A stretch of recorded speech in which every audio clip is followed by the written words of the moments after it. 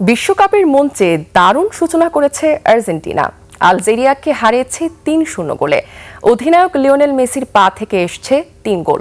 প্রিয় তারকার হ্যাটট্রিক আর দলের দুর্দান্ত জয়ে আনন্দে ভেসেছেন বাংলাদেশের আর্জেন্টিনা সমর্থকরাও। মেসির প্রতিটি গোলে গলা ফাটিয়েছেন সমর্থকরা। বড় পর্দায় খেলা দেখতে জড়ো হন হাজারো দর্শক। এক টুকরো কানসাস সিটিতে পরিণত হয়েছিল ঢাকা বিশ্ববিদ্যালয়ের টিএসসি চত্বর। দর্শকদের উদযাপনের বিস্তারিত জানাচ্ছেন এস.এম. মাইনুদ্দিন রিপন।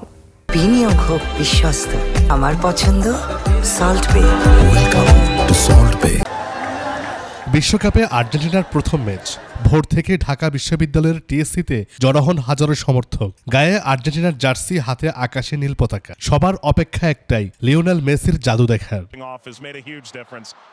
অপেক্ষার অবসান ঘটিয়ে মাঠে নামেন মেসি। এরপর একে একে ৩টি গোল করে পূর্ণ করেন হ্যাটট্রিক। প্রতিটি গোলের সঙ্গে টিএসসির উচ্ছ্বাস যেন কয়েক গুণ বেড়ে যায়।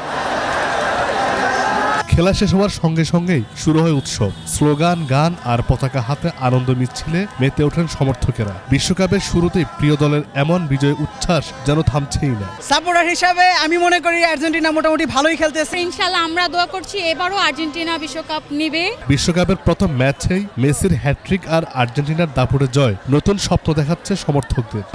অবশ্যই অনেক বেশি ভালো লেগেছে যেহেতু আমরা 3টা গোল দিয়েছি। আর্জেন্টিনার সমর্থকদের প্রত্যাশা বিশ্বকাপ জুড়েই এমন ছন্দ ধরে রাখবেন মেসি ও তার দল। এস.এম. মাইনুদ্দিন রিপন, 21 টেলিভিশন, ঢাকা।